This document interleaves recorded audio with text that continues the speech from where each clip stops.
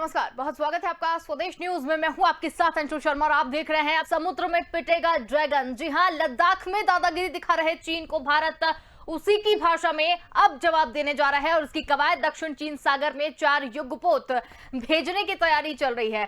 इनकी 2 महीने के लिए तैनाती होगी। चीन लगभग दक्षिण सागर पर अपना दावा करता है, जबकि ब्रुनई, फिलीपींस, मलेशिया, वियतनाम जैसे देश इसका विरोध करते हैं। नौसेना ने एक बयान में यह कहा कि दक्षिण पूर्व एशिया, दक्षिण चीन सागर और पश्चिम प्रांत क्षेत्र में 2 महीने के लिए एक गाइडेड मिसाइल विध्वंस और एक मिसाइल फ्रिगेट समेत 4 युद्धपोत तैनात किए जाएंगे। नौसेना की ओर से जारी बयान के अनुसार भारतीय नौसेना के पोतों की तैनाती शांतिपूर्ण मौजूदगी और मित्र देशों के साथ एकजुटता जाहिर करने के साथ समुद्री क्षेत्र में व्यवस्थाओं को सुनिश्चित करने के लिए होगी। भारतीय युद्धपोत और तैनाती के दौरान अमेरिका, जापान और ऑस्ट्रेलिया के साथ सालाना युद्धाभ्यास भी करेंगे। दक्षिण चीन सागर में चीन के दावे की चुनौती देने के लिए अमेरिका इसके अक्सर ही इस क्षेत्र से सैन्याभ्यास करता रहा है और अमेरिका इस क्षेत्र में चीन के ज्यादातर दावों को अवैध करार दे चुका है। पिछले साल जून की अगर बात करें तो नियमित मिशन के तहत अमेरिका युद्धपोतों का एक बेड़ा का इस विवादित जल क्षेत्र में दाखिल हुआ था और इस बेड़े में विमान वाहक पोत यूएसए रोनाल्ड भी शामिल था। इसके साथ ही आपको बता दें कि जब इस महीने ब्रिटेन के युद्धपोत भी फिलीपींस सागर में सैन्य अभ्यास करने वाले हैं, तो चीन क्षेत्र में इन देशों के सैन्य अभ्यास की आलोचना करता रहा है और ऐसा माना जा रहा है कि इस तैनाती का मकसद रणनीतिक रूप से महत्वपूर्ण समुद्री मार्गों में अपनी स्थिति को मजबूत करना है और ये लगातार दूसरा साल होगा जब क्वाड गठबंधन के सभी देशों की नौसेनाएं नौसैनिक और युद्धाभ्यास में हिस्सा लेने जा रही हैं। नौसेना कार्य समूह में मिसाइल विध्वंसक रणविजय मिसाइल फ्रिगेट, शिवालिक और पनडुब्बी रोधी जंग जहाज कदमतल और इसके साथ ही मिसाइल से लैस जंगी जहाज कोरा शामिल है। चीन क्वाड देशों की ओर से किए गए युद्धाभ्यास को संदेह की नजर से देखता है और भारत इसी रणनीति के लिए क्या मायने हैं, चीन को इससे कितना करारा जवाब मिलेगा, इसी पर आज हम बहस करेंगे। तो आपको बता दें कि साउथ चाइना सी में तैनात होंगे युद्धपोत और इसके साथ ही खबर में आगे बढ़ने से पहले यहां पर हम जानेंगे जीएफएक्स के जरिए कि किस तरीके से ड्रैगन को पीटने की तैयारी यहां पर चल रही है। चीन लगभग दूसरे दक्षिण सागर पर अपना दावा करता है। गाइडेड मिसाइल विध्वंसक और मिसाइल फ्रिगेट की भी यहां पर तैनाती की जाएगी। क्वाड देशों में युद्धाभ्यास से पहले दलेगा ड्रैगन का कलेजा। इसके साथ ही ब्रुनई, फिलीपींस, मलेशिया और वियतनाम से भी चीन का पंगा। लद्दाख में दादागिरी दिखा रहे चीन को उसी की भाषा में जवाब दिया जाएगा। इसके साथ ही साउथ चाइना सी युद्धपोत भेजेगा भारत। इसके साथ ही दक्षिण चीन सागर में 4 युद्धपोत भेजने की तैयारी चल रही है और अब 2 महीने के लिए युद्धपोतों की तैनाती वहां पर की गई है। चीन लगभग पूरे दक्षिण सागर का लगातार वो अपना दावा करता रहा है कि इस क्षेत्र पर उसका दावा रहा है। गाइडेड मिसाइल विध्वंसक और मिसाइल फ्रिगेट की बात यहां पर कर रहे हैं। इसके साथ ही युद्धाभ्यास से चीन का जो कलेजा है अब वो छुड़ाने की कोशिश यहां पर की जा रही है। भारत लगातार अब उसकी भाषा में जवाब देने को आतुर हो चुका है। भारत पर लगातार चीन की जिस तरीके से बुरी नजर थी, भारत अब उसे जवाब देने की कवायद भारत ने यहां पर शुरू कर दी है। साउथ चाइना सी में यहां पर युद्धपोत जो है वो तैनात किए जाएंगे। दक्षिण चीन सागर में 4 युद्धपोतों की तैनाती की जाएगी।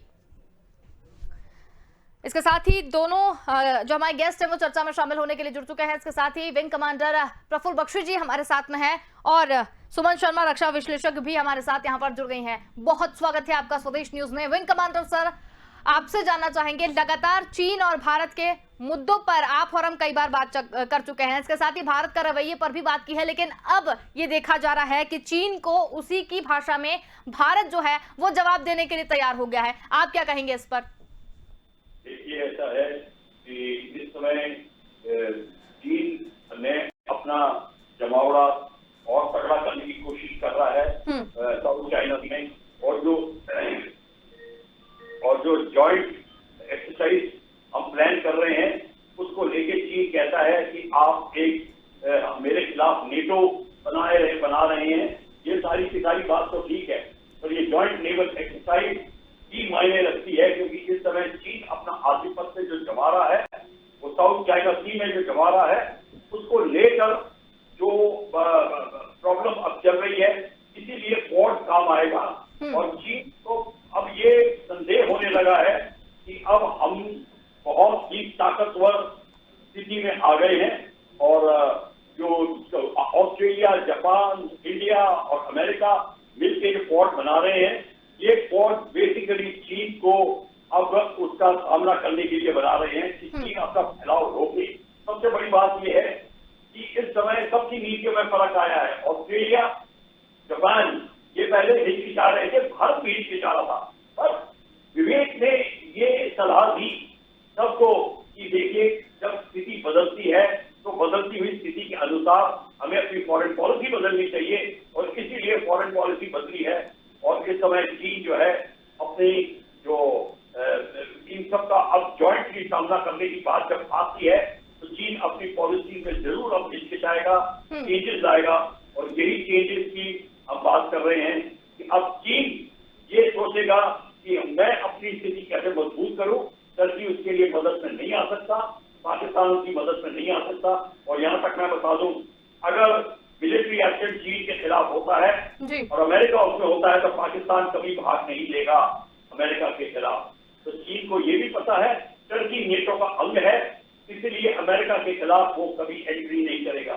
तो इस समय चीन की स्थिति गंभीर बनती है, बशर्ते हम अपनी नीति को ताकतवर रखें और अपनी जो 4 वॉरशिप्स भेज रहे हैं इंक्लूडिंग मिसाइल फ्रिगेट, उसको हम जल्द से जल्द भेजें और अपनी जो बेसिक पॉलिसीज हैं उसमें चेंजेस लाने की कोशिश करें। श्रीलंका के साथ में अपना और जमावड़ा तगड़ा करें, उनके साथ में तालमेल करें और मलक्का स्ट्रेट को के पर एक किस्म से रोकथाम डालने के लिए एक ब्लॉकेड डालने की तैयारी हमें करनी पड़ेगी फ्रेंडली देश के साथ में।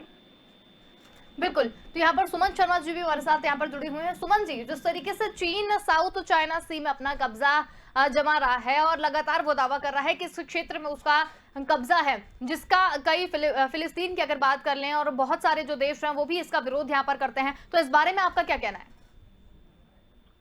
जी, आपकी बात बिल्कुल ठीक है कि ये इतने सालों से ये वाला मसला चल रहा है कि साउथ चाइना सी को चाइना अपना सी मानता है जी, जबकि ऐसा है नहीं। These are international waters. और हमेशा इंडो पैसिफिक की पॉलिसी जहां तक सभी देशों ने जो बनाई है, और प्रधानमंत्री मोदी जी ने भी इसका जिक्र सिंगापुर के शंग्रीला डायलॉग में किया था कि Indo Pacific is an international territory and यहाँ पे फ्री नेविगेशन होना चाहिए, ओवरफ्लाइट्स होनी चाहिए और रूल्स बेस्ड ऑर्डर होना चाहिए। लेकिन इसका कुछ भी हमने दूसरी तरफ से, चाइना की तरफ से हमने कुछ नहीं देखा है। और पिछले साल देखा गया जैसे पैंडेमिक फैला पूरी दुनिया में, तो उस वक्त चाइना ने अपना एक्सपेंशनिज्म और ज्यादा दिखाया, उसका फायदा उठाते हुए फिलीपींस साउथ चाइना सी को लेकर इंटरनेशनल कोर्ट में भी जा चुका है। वो वियतनाम, ये सारे देश हैं जो सबसे ज्यादा अफेक्टेड हैं। और जो पैरासेल आइलैंड्स है वहां भी इन्होंने अपने आइलैंड्स बनाने की कोशिश करी है, स्प्रैटली में भी अपने आइलैंड्स बनाने की कोशिश करी है। तो ये सारी बातें जो है, ये छोटे जो देश हैं, मलेशिया है, इन्होंने मलेशिया को भी पिछले साल उनकी एक्सक्लूसिव इकोनॉमिक जोन में जाकर अपनी मतलब वहां पे भी ये लोग गए अपनी पेट्रोलिंग को लेकर, सिंगापुर के जहाज को रोका, इंडोनेशिया को भी तंग करा। तो ये सारे जितने आसियान सेंट्रलिटी को जब बात होती है तो ये वाले देश हैं जो सबसे ज्यादा अफेक्टेड हैं। और हमेशा साउथ चाइना सी को लेकर चाइना का यही रवैया रहा है कि वो एक्सक्लूसिव उसी का अपनी जगह है जिसको कि कोई मानता नहीं है। और ये जो क्वाड एक्सरसाइज आने वाली है 21 तारीख से जो शुरू हो रही है, पिछले साल भी नवंबर में ऑस्ट्रेलिया को बुलाकर सबने साबित करा, जापान, यूएस और इंडिया ने, कि क्वाड मतलब पूरी तरह एकजुट हुआ for the first time after 2007। 2007 में भी इस एक्सरसाइज में ऑस्ट्रेलिया और सिंगापुर दोनों शामिल थे। फिर उसके बाद बीच में क्योंकि चाइना का रवैया कुछ ठीक नहीं था और पिछली सरकार थोड़ा उनका सम्मान करना चाहती थी शायद, तो इसीलिए ऑस्ट्रेलिया को बुलाया नहीं गया था, जबकि ऑस्ट्रेलिया इतने सालों से वेट कर रहा था कि हमें इसका न्योता मिले। तो पिछली साल नवंबर में उनको बुलाया गया और इस साल भी। तो अब एक तरह से ये एक परमानेंट चीज हो जाएगी कि वो हर बार शामिल होंगे। और इस तरह ये जो 4 वॉरशिप्स भेज रहा है हिंदुस्तान और 3 वॉरशिप्स यूएस भेज रहा है, 3 जापान भेज रहा है, तो ये गुआम में जो हो रहा है इस बारी वो मतलब नॉर्थ पैसिफिक में है, तो west of San Francisco and east of Manila. तो ये जगह बड़ी इंपॉर्टेंट है क्योंकि ये बिल्कुल साउथ चाइना सी का ही इलाका है। बिल्कुल। तो ये एक तरह की मैसेजिंग है कि चाइना इसे अपना इलाका ना समझे and it is free for all. तो क्वाड इस बात को एंडोर्स करता है। बिल्कुल सुमन जी, बिल्कुल आपने सही बात यहाँ पर कही है। विंग कमांडर सर, आपसे जानना चाहेंगे कि युद्धाभ्यास करने के बाद भारत अपनी ताकत यहाँ पर दिखाएगा। ताकत किस तरीके से भारत दिखाने वाला है, युद्धाभ्यास किस तरीके से चलेगा? क्योंकि अब जिस तरीके से देखा जाए, चीन को अब समुद्र के रास्ते सबक सिखाने की कोशिश जो है वो यहाँ पर की जा रही है। तो सबसे पहले की जो जॉइंट ये मालाबार एक्सरसाइजेस जो है ये चल रही हैं, जी, इसमें ये उनकी जो प्री स्टडी होती है उसमें ये देखते हैं कि इस एक्सरसाइज में हम किसका प्रशिक्षण करेंगे। अब कोई इसमें बात कोई छुपी नहीं है।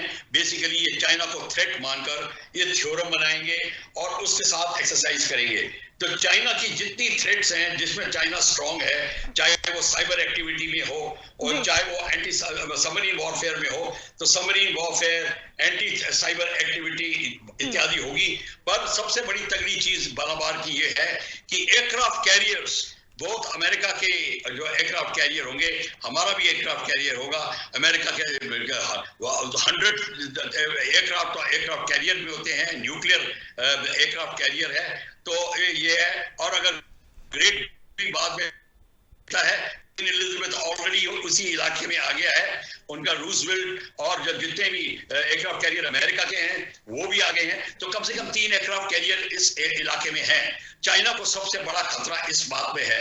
हमारी जो ताकत अब हम जिसकी प्रैक्टिस करेंगे वो बेसिकली होगा एंटी सबमरीन वॉरफेयर, और किस तरीके से China with the use of cyber, how does China attack, how does China use satellite communication, jamming devices. ये सारी की सारी जो बारीकियां हैं इन पे ध्यान दिया जाएगा। गनरी पे बात नहीं होती, अब मिसाइल की बात है। हमारे पास एंटी मिसाइल फ्रिगेट है, मिसाइल को किस तरीके से इंटरसेप्ट करना है, जो रडार होते हैं वो किस तरीके से रिएक्ट करेंगे, जो पायलट्स हैं उनको एसओपीज उनकी तैयार करनी, और अगर इंटर कंट्री एक्सरसाइज है तो कोऑपरेबिलिटी, इंटरऑपरेबिलिटी, ये सारा का सारा करके इस तरीके से किया जाएगा। मेरा जहाज, मैं इस एयरक्राफ्ट कैरियर से टेक ऑफ कर रहा हूं, दूसरे पे कैसे लैंड कर सकता हूं, मेरे सेलर्स दूसरे शिप पर किस तरह काम कर सकते हैं। ये interoperability of man, material and even including aircraft, ये सारी की सारी चीजों की प्रैक्टिस की जाएगी। इसका मतलब है कि चाइना को पता चल गया है कि सब मिलके उसका शिकार करेंगे। तो ये जो चाइना को बड़ा भारी पड़ रहा है, इससे वो काफी नाराज है। उसने काफी इंटरनेशनल मीडिया में ये इसका जिक्र किया है कि ये creating a NATO against me, ये सारी की सारी बात कर रहा है। टर्की से उसने मीटिंग करी है, पर टर्की से कोई फायदा नहीं उसको होने वाला, ना ही पाकिस्तान से फायदा होने वाला है। इस समय चाइना ने जिस आइलैंड्स के ऊपर अपने एयरक्राफ्ट वो रनवे बनाने शुरू कर दिए हैं, deep sea docking system, submarine का डॉकिंग सिस्टम इन आर्टिफिशियल आइलैंड जो बना रहा उस पे कर रहा है। मालदीव्स के ऊपर आइलैंड का है उसमें कर रहा है। श्रीलंका के पोर्ट उसके हाथ में है, या मत भूलिए हबनतोता उसके हाथ में है, वहां उसका मिलिट्री का इस्तेमाल करेगा। Eastern coast of Trincomalee and वो सारा एरिया श्रीलंका का वो इस्तेमाल करेगा। और उसने मलेशिया को बोल दिया है उधर की एक ऐसी कनाल, एक इंटरकनेक्टिंग कनाल बनाए ताकि उसको मलक्का स्ट्रेट में आने की जरूरत ना पड़े। अगर नक्शा होता तो मैं उसको समझा देता। इसमें सारी की सारी अगर हम उसको मलक्का स्ट्रेट में उससे घुसने से रोक सकते हैं। याद रखिए 80% of China's total trade passes through Malacca strait including oil from the west, वहां से उसका तेल आता है। तो अब वो बाय गदार जाने की बात करेगा, बाय ओवरलैंड थ्रू बांग्लादेश से बात करेगा। बांग्लादेश को डरा धमका इसलिए रहा था कि आप क्वाड मत ज्वाइन करिए, उसको ज्वाइन करने से रोकने की कोशिश कर रहा था। अब हमें देखना है कि बांग्लादेश किस तरीके से उसके भड़काव में आता है या उसके दबाव में आता है, ये हमें देखना पड़ेगा। और ये मलेशिया को दबाने की कोशिश कर रहा है, इस्लामिक कंट्री है। ब्रुनेई को दबाने की कोशिश कर रहा है, इस्लामिक कंट्री है। पर टर्की का इस्तेमाल कर रहा है इस्लामिक नेशंस को उकसाने के लिए, पाकिस्तान का इस्तेमाल कर रहा है। पर दोनों काम नहीं आ रहे इस समय। इस समय में ये बताया कि भारत की नेवी अब ये सारी एक्सरसाइजेज जिस तरह करेगी वो हमारे को बहुत ही लाभदायक होंगी, और हम पहले भी कर चुके हैं। बिल्कुल। सुमन शर्मा जी, आपसे जानना चाहेंगे, जैसे ब्रूनेई की बात यहाँ पर की गई, फिलीपींस की बात की गई और जितने भी वियतनाम है, वो भी, उनसे भी चीन का जो है वो पंगा काफी देखने को मिल रहा है और उसके बाद वो भी उनसे कहीं ना कहीं खफा नजर आ रहे हैं। तो क्या लगता है आपको, भारत जिस तरीके से यहाँ पर अब अपने युद्धपोत की तैनाती कर रहा है, तो क्या इन देशों का साथ मिलता हुआ दिखाई देगा भारत को? जी बिल्कुल, क्योंकि यूरोपियन कंट्रीज ने इंडो पैसिफिक का अपनी अपनी पॉलिसी को सामने रखा है। फ्रांस और जर्मनी इन्होंने रखा है सामने। इसका मतलब है कि सभी लोग इनके साथ जुड़ना चाहते हैं और अपने मतलब अपने तरीके से सभी लोग जुड़ने की कोशिश कर रहे हैं और ये वाली पॉलिसी अब मतलब एक अच्छे रूप में सामने आने वाली है। तो उस हिसाब से लगता है कि सभी लोग जो कि लाइक माइंडेड देश हैं, तो वो सबके सभी इकट्ठे होने जाते हैं। अभी सर ने बांग्लादेश की बात करी थी। बांग्लादेश को 3-4 साल पहले चाइना ने 2 सबमरीन दिए हैं। तो मतलब ऐसे करके वो एक थोड़ा सा इकोनॉमिकली मतलब सभी देशों के साथ इस तरह का रिश्ता बनाता है कि उसका एक अपर हैंड रहे। तो उसके साथ एक छोटी सी प्रॉब्लम हो जाती है, क्योंकि फिर वो बाकी सारे देश थोड़ा सा क्योंकि इकोनॉमिकली वीक हैं और इतने बड़े नहीं है मिलिटरीली, तो वो क्या मतलब बोल सकते हैं। लेकिन अगर सबके सब इकट्ठे होंगे तब कुछ मतलब हो सकता है। और उसी को काउंटर करने के लिए लास्ट ईयर इंडियन नेवी ने अपनी एक सबमरीन म्यांमार नेवी को भी दी थी। तो ऐसे करके इंडियन नेवी जिस तरह से कोशिश कर रही है कि वो एक तरह से एक इक्वालिटी लेकर आए इस रीजन में, वो उसकी अच्छी कोशिशें हैं। और यूएसएस रोनाल्ड रेगन जिस तरह इस इलाके में अभी है, और यूके का जो एयरक्राफ्ट कैरियर है क्वीन एलिजाबेथ, वो भी इसी इलाके में है। तो अभी बहुत सारा मैरीटाइम पावर नजर आ रहा है यहाँ पे, जिसकी वजह से चाइना थोड़ा सा बौखलाया भी हुआ है। उन्होंने धमकी तक दी है जापान ने चाइनीज ताइपे की बजाय ताइवान का नाम इस्तेमाल किया। तो उन्होंने उनको न्यूक करने की बात करी, मतलब न्यूक्लियर अटैक तक की उन्होंने धमकी दी है। तो इस तरह की जो पॉस्चरिंग है, इतने बड़े देश मतलब उनका मुकाबला वैसे वो चाहते हैं और बोलते भी हैं कि यूएस के साथ है, मगर कुछ इस तरह इस इलाके में बिहेव करते हैं, ये मतलब ठीक नहीं है। बिल्कुल। विंग कमांडर सर, आपसे जानना चाहेंगे, जैसे लद्दाख में दादागिरी दिखाई चीन ने और वो लगातार दिखा रहा है, तो क्या इस चीज से चीन को जवाब मिलेगा? देखिए, अब ये बता दें आपको कि लद्दाख में तो वो स्टार्ट हुआ है मामला। इस सारी की सारी जो कन्फ्रंटेशन ऑफ चाइना है इस पार्ट ऑफ द एशिया में सबसे ज्यादा इंडिया के साथ में है। बिल्कुल। अगर हमारे लद्दाख में भी हमारे साथ में है, उसका दोस्त पाकिस्तान हमारे अगेंस्ट खड़ा हो रहा है। हम साउथ चाइना सी में लोगों के साथ कोऑर्डिनेशन की बात कर रहे हैं, तो हम साउथ चाइना सी में भी होंगे, हम लद्दाख में भी होंगे अगर कन्फ्रंटेशन होती है, और अगर टू फ्रंट वॉर की बात होती है तो हम कई जगह होंगे। इस समय हमारी नीति ऐसी होनी चाहिए, और जो लद्दाख जो कॉर्ड का जो अरेंजमेंट है उसको मिलिटराइज करना पड़ेगा। मिलिटराइजेशन ऑफ कॉर्ड ये होगा कि it will be a joint effort and agreement कि we are going to be a military alliance. And military alliance means अगर ऑस्ट्रेलिया पे हमला होता है, भारत और जापान और अमेरिका उसकी मदद करेंगे। भारत पे अगर चाइना का हमला होता है, चाहे लद्दाख से हो, तो हम जो ऑस्ट्रेलिया, जापान और अमेरिका हमारा साथ देगा। कहने का मतलब है कि तेरी लड़ाई भी मेरी लड़ाई और मेरी लड़ाई भी तेरी लड़ाई, वो वाली बात होगी। ये जो चीज है हमारी विदेश नीति के खिलाफ जा रही थी। अभी तक हमारे जो लोग थे, हम नॉन इन्वॉल्व हैं, न्यूट्रल हैं, ये इत्यादि कह के जब बात कर रहे थे, ये बदलती परिस्थितियों में जो दुनिया की बदल रही है, अब 1960s और 70s की पॉलिसी नहीं चल सकती। हमारे को इसमें चेंजेस लाना पड़ेगा, और इसलिए चेंजेस लाएंगे, क्योंकि भारत की स्थिति अगर लड़ाई होती है साउथ चाइना सी में और लद्दाख में तो बहुत ही गंभीर होगी। ये बात आप याद रखिए। और उस समय पूरा का पूरा भारत को एक यूनिट बन के खड़ा होना पड़ेगा। सारे पॉलिटिकल रिलीजियस डिफरेंसेस को आड़े लगाना पड़ के खड़ा होना पड़ेगा। इस बात का मेंटल रेडीनेस हमारे लोगों में होनी चाहिए। ये सिर्फ पॉलिटिकल स्टेटमेंट नहीं है, इसके लिए मेंटल एक्सेप्टेबिलिटी ऑफ पीपल होनी चाहिए। ये बहुत जरूरी है।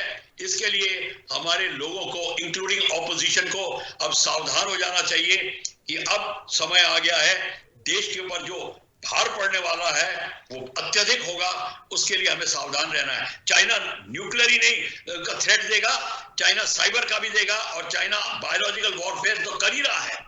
तो आप देख लीजिए, अब वो satellite communication and arming of satellites भी करेगा। ये लड़ाई जल के ऊपर जाएगी, एयरफोर्स की लड़ाई नहीं होगी, एयर एंड स्पेस फोर्स की लड़ाई होगी। तो इसमें आप देखेंगे एंटी सैटेलाइट ऑपरेशंस भी स्टार्ट होने की बात है। अगले साल बाय जनवरी फरवरी आपको इनकी खबरें मिलनी शुरू हो जाएंगी कि एंटी सैटेलाइट वॉरफेयर में चीन किस तरह बढ़त हासिल कर रहा है। ये सारी की सारी लेजर वेपन्स इत्यादि, ये सारे के सारे अब हमारी डिक्शनरी में आएंगे, हमारे वार्तालाप में आएंगे, आप और मेरे इस डिस्कशंस में आएंगे। बिल्कुल, लेकिन एक सवाल यहाँ पर यह है विंग कमांडर सर, मेरा व्यक्तिगत सवाल है, क्योंकि बहुत सारे मुद्दों पर हम इस तरीके की बातें आपसे कर चुके हैं, तो यहाँ पर आपसे जानना चाहेंगे कि जिस तरीके से अब भारत ने जो रुख अपनाया है, लगातार आप और हम कई बार इसमें बात कर चुके हैं, अब भारत जिस तरीके से आगे बढ़ रहा है, भारत जिस तरीके से जवाब देने के लिए आगे बढ़ रहा है, तो दक्षिण चीन सागर में 4 युद्धपोत जो है उन्हें भेजने की जो तैयारी यहाँ पर चल रही है, क्या इससे भारत को फायदा मिलेगा? देखिए, युद्धपोत 4 ही नहीं, इससे भी ज्यादा जाएंगे और भारत को फायदा इसलिए मिलेगा। पहली बात तो है जॉइंट एक्सरसाइज में आप बहुत चीजें सीखते हैं। एक तो आप एक्चुअल सिनारियो की बात करते हैं और दूसरा किस तरीके से दुश्मन को घेरा जा सकता है, उसकी जो जितनी नीतियां हैं, चक्रव्यूह के कई तरीके हैं, एक ही तरीका नहीं है, वो सारा सीखने को मिलता है। और दूसरे वेपन्स कैसे इस्तेमाल होते हैं, ये सब मिलेगा। चाइना के बारे में उनका डिफेंस क्या करता है, उनका डिफेंस क्या करता है, हमारा डिफेंस क्या करता है, किस तरीके से जॉइंट ऑफेंसिव करना है, ये तरीके सीखेंगे।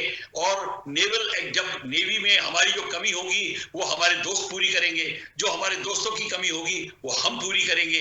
ये बहुत चीजें होंगी। आइलैंड पे ऑक्यूपेशन की बात आएगी, आर्मी और नेवी की जॉइंट एक्सरसाइज की बात होगी अब, क्योंकि अगर आपने आइलैंड को ऑक्यूपाई करना है तो लैंडिंग क्राफ्ट ले जाने पड़ेंगे, टैंक्स शिप में ले जाने पड़ेंगे, जो उनकी पटड़ी खुल जाती है और वो फिर निकल के धरातल पे आते हैं।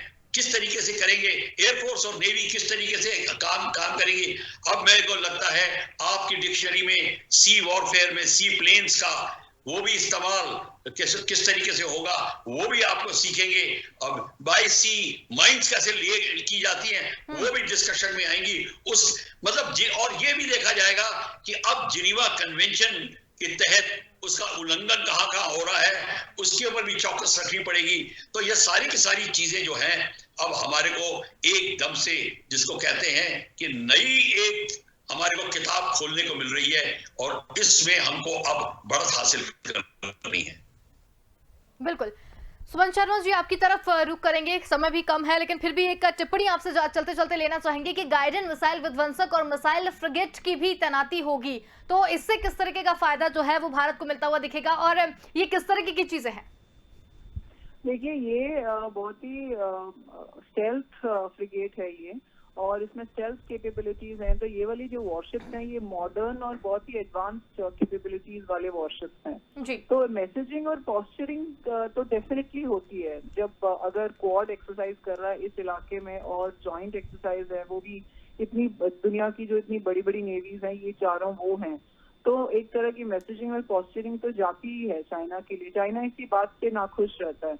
अच्छा, सर ने क्वाड की मिलिटराइज करने की बात करी थी अभी बख्शी सर ने, तो इसके बाद ये बिल्कुल इन्होंने ठीक कहा, लेकिन इसीलिए चाइना ने इसको मिनी नेटो भी बोला था। लेकिन पिछले हफ्ते जो US secretary of state Antony Blinken की जो विजिट थी, उन्होंने एक टेलीविजन इंटरव्यू में उनसे पूछा गया कि क्या ये मिनी नेटो है और अगर एक पे हमला होगा तो क्या बाकी उसकी रक्षा करेंगे, तो उन्होंने मना कर दिया। उन्होंने साफ मना किया कि ऐसा कुछ नहीं है। तो Quad is just a security dialogue, ये एक तरह का अग्रीमेंट नहीं है, और इसमें मिलिट्री एंगल की ये लोग मना ही तो करते हैं, लेकिन जिस तरह मालाबार की एक्सरसाइजेस हो रही हैं उससे मिलिट्री एंगल तो सामने आता ही है, और इसीलिए चाइना थोड़ा बौखलाया हुआ है। तो ये वाली एक्सरसाइजेस जारी रहनी चाहिए और भी ज्यादा कैपेबिलिटीज के साथ जारी रहनी चाहिए मेरे हिसाब से, तब जाकर मतलब एक और आगे चल के इसको एक फॉर्मल अग्रीमेंट का रूप मिलना चाहिए, तब जाकर क्वाड का कुछ फायदा होगा। बिल्कुल, तो बहुत अच्छी जानकारी आप दोनों ने यहाँ पर दी है, बहुत धन्यवाद आप हमारे साथ यहाँ पर जुड़े और इस पूरी चर्चा में शामिल हुए। तो आज हम बात कर रहे थे लद्दाख में दादागिरी की। जो लद्दाख में दादागिरी दिखा रहा है चीन, उसको उसी की भाषा में अब भारत जवाब देने के लिए आतुर हो गया है। और इसी के बाद में दक्षिण चीन सागर में 4 युद्धपोत भेजने की तैयारी चल रही है और इसे 2 महीने के लिए इसकी तैनाती होगी। और इसलिए अंदाजा लगाया जा रहा है कि बहुत ही अच्छी एक पहल यहां पर कही जाए, क्योंकि लगातार जिस तरीके से चीन बुरी नजर बना के रखा हुआ था भारत को लेकर, अब भारत ने उसकी तरफ कड़ा रुख अपनाने की बात यहां पर कर ली है और अब उसकी तैयारी भी यहां पर कर ली है। लेकिन फिलहाल ये आने वाला वक्त बताएगा कि ये जो तैनाती यहां पर की गई है इसका कितना असर चीन के ऊपर हुआ। फिलहाल के लिए इतना ही। देखते रहिए स्वदेश न्यूज। नमस्कार।